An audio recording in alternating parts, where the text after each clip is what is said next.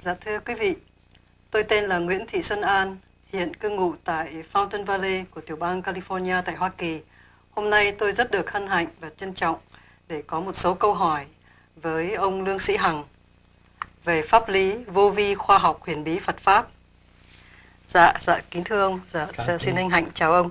Dạ thưa ông, chúng tôi được biết ông đã có thực hành phương pháp vô vi khoa học huyền bí Phật Pháp được một số năm. Dạ thưa ông, phương pháp đó có gì hay mà ông muốn để lại cho đời thế này? Tại sao tôi thực hành cái pháp lý vô vi? Là vì đời quá động loạn. Trong cuộc sống tôi từ nhỏ tới lớn, tôi thấy toàn là động loạn. Từ nghèo khổ cho đến có tiền cũng đều động loạn. Tôi mới tìm qua cái phương pháp tu. Cho ngày hôm nay tôi với tuổi 70 nhưng vẫn cảm thấy thanh tịnh. Tôi thấy đây là món quà quý của nhân loại. Tôi muốn đem lại những cái dấu tích mà tôi đã được để cho mọi người kế tiếp được giải tỏa những sự phiền muộn sai quấy trong nội tâm. Nếu họ chịu hành sẽ cứu rỗi được nhiều người kế tiếp. Thưa ông, như vậy ông thấy một người tu đúng đắn là như thế nào? Một người tu đứng đắn phải hành đứng đắn, phải thấy rõ phần hồn của mình từ đâu đến. Bởi vì hồn chúng ta đến một cách nhẹ nhàng trong cái thể xác, tạo thành nghiệp lực khổ mãi, khổ cho đến nghèo cũng khổ mà giàu cũng khổ, làm chức cao cũng khổ mà làm chức thấp cũng đều khổ như nhau. Cho nên thấy họ mất sự thanh tịnh của phần hồn từ lúc ban đầu tới bây giờ.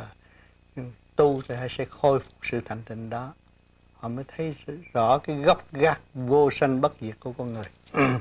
Dạ, xin cảm ơn ông. Thưa ông, như vậy pháp lý vô vi có những nét đặc thù gì mà chúng tôi cần phải nương theo phép đó để mà đạt tới thanh tịnh như ông nói? Phải dấn thân. Khi mà chúng ta giáng lâm xuống thế gian là chúng ta dấn thân trong cái khổ rồi.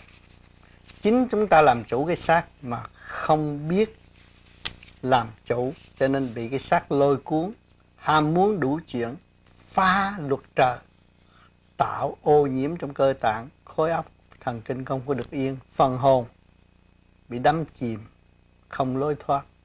Còn tu trở lại thanh tịnh thì tự nhiên và hồn nhiên sẽ khôi phục như lúc sơ sanh dễ dãi. Vâng, thưa ông, vậy xin ông cho biết rõ vô vi có nghĩa là sao? Vô vi nó là vô là không, vi là nhỏ nhất cũng không. Cho nên chúng ta am hiểu được nguyên lý của vô vi thì không ở đời không có gì tranh chấp mà tạo khổ cho chính mình. Vô vi là đi chỗ thanh nhẹ. Thì chúng ta muốn biết rõ vô vi, nhìn mặt trời nó không mà nó sáng. Rồi cái không từ bi của mọi người còn sáng hơn nữa. Xác nhận rõ con người chế bóng đèn chứ bóng đèn không chế con người được. Vâng, dạ thưa ông, như vậy pháp lý vô vi có tất cả là mấy pháp thưa ông? Nó soi hồn, pháp luân, thiền định là chánh. Còn những người mới tập vì đời quá động loạn cho nên dùng cái pháp soi hồn và chiếu minh để giải bớt độc tố trong người qua hơi thở, ổn định rồi mới hành được pháp lý vô vi là soi hồn, pháp luân, thiền định. Tiếp tục phát triển tâm thức. Dạ. Thưa ông, phương pháp soi hồn có cái tên rất là lạ. Chúng tôi cũng xin để ông minh giải cho chữ soi hồn. Soi có phải chăng là tìm hoặc là gom lại, và hồn có phải chăng là cái sự sáng suốt của ta? Vậy soi hồn phải chăng là một phương pháp để mà tìm gom lại cái sự sáng suốt của chính mình? Thưa ông, phải vậy? Soi hồn là chặn những cái thần kinh, bởi vì những thần kinh là do điển hoạt động. Mà luồng điển mà nó sai một chút là nó là đà, cho nên người đời hay thị phi nói chuyện người khác mà không lo cho chính mình. Soi hồn nó chấn chỉnh khối óc, ổn định, đi một đường lối, thì lúc đó nó mới phát triển đi lên bên trên. Nó càng phát triển, chấn động nó càng nhanh, nó càng thanh tịnh và nhẹ nhàng hơn. Thưa ông, làm sao mà lại pháp đó lại có thể chấn chỉnh được khối óc của con người? Do công mình làm. Bởi vì cách hướng, con người mà ở đời cả ngày cứ thị phi chuyện người ta thì cái bộ óc nó bị lôi cuốn, bị trói buộc bởi ngoại cảnh, rồi đâm ra sợ sệt, ham sống sợ chết. Còn người thanh nhẹ, giải bỏ nghiệp tâm, không nghĩ chuyện người ta mà nghĩ sửa chuyện mình, chỉ có tiến không có lùi. Vâng, rất là hay. Thưa ông, vậy còn pháp chiếu minh thì ông có nói là pháp chiếu minh có thể khai thông uất khí của con người. Xin ông minh giải cho là làm thế nào để pháp có thể khai được cái uất khí của con người. Uất khí là do đâu? Khi mà mình thấy chuyện đời, thấy người ta giàu mình cũng giận, mà thấy người ta nghèo mình cũng tức, thấy người ta học giỏi hơn mình cũng giận. Đó là uất khí ở bên trong, nó làm cho bộ gan hoặc sự vận hành máu huyết không có điều hòa.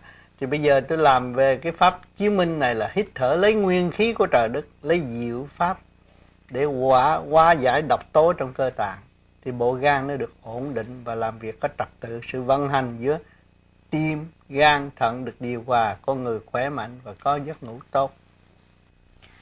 Thưa ông có nói là 12 giờ khuya thì chúng ta dậy để tập pháp môn này.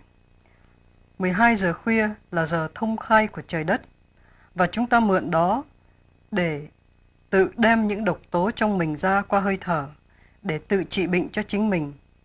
Như vậy xin Giờ ông... tí là giờ thông khai. Dạ. 11 giờ trở đi là giờ thông khai. Là tất cả vạn vật đều êm lềm và tuân theo luật tiến hóa. Thì giờ đó chúng ta lấy cái nguyên khí của trời đất hóa giải những sự trượt ô bị ứ kẹt trong ngày. Rồi nó giải ra thì nó mới nhẹ, nó thông khai, mượn cái trớn đó mới tiến hóa được. Thưa ông, còn về pháp luân thường chuyển, ông có nói là pháp này có thể giúp âm dương chuyển chạy lưu thông trong người. Thưa ông, xin ông minh giải cho. Điều hòa khi mà chúng ta ban ngày làm việc và suy tư, thế nào nó cũng động loạn. Mà tối chúng ta làm pháp luân, tại sao phải hít đầy bụng, đầy rúng, đầy ngực tung lên bộ đầu. Rồi khi mà rút vô, hít vô như vậy á, là dưỡng khí nó vô đầy đủ, tung phá và ráng để nó khi mà động, cực động nó trở về tịnh. Khi mình hít cái hơi vô nhiều nó trở về tịnh, thì sau hít 6 hơi đó tâm hồn thấy ổn định, ngồi nhắm mắt thấy sáng, thăng hoa nhẹ nhàng. Sau đó ông có nói là pháp luân thường chuyển có thể mở tâm con người. Thưa ông, vậy làm sao từ giúp sự luân lưu trong huyết quản mà đến mức mở tâm? Xin ông cho biết sự liên hệ giữa hai cái. Cái tâm là cái gì? Cái hiểu biết. Khi mình ổn định rồi mình cảm thấy nó sung sướng nhẹ nhàng, thấy cái óc nó rộng, càng ngày càng rộng, và không có nuôi dưỡng cái chuyện eo hẹp, nghĩ xấu người khác nữa. Con người nó thanh nhẹ nhờ cái đó. Thưa ông, có một số quý vị có hành pháp lý vô vi và xin gửi tôi một số thắc mắc về pháp luân thường chuyển. Họ có hỏi là có cần phải giữ đúng từ 6 cho tới 12 hơi dù họ đã cảm thấy rất nhẹ hay không? Xin ông cho biết. Cái luật, bởi vì còn ăn là còn phải làm để nó giải độc tố trong bộ ruột và cơ tạng được nhẹ nhàng.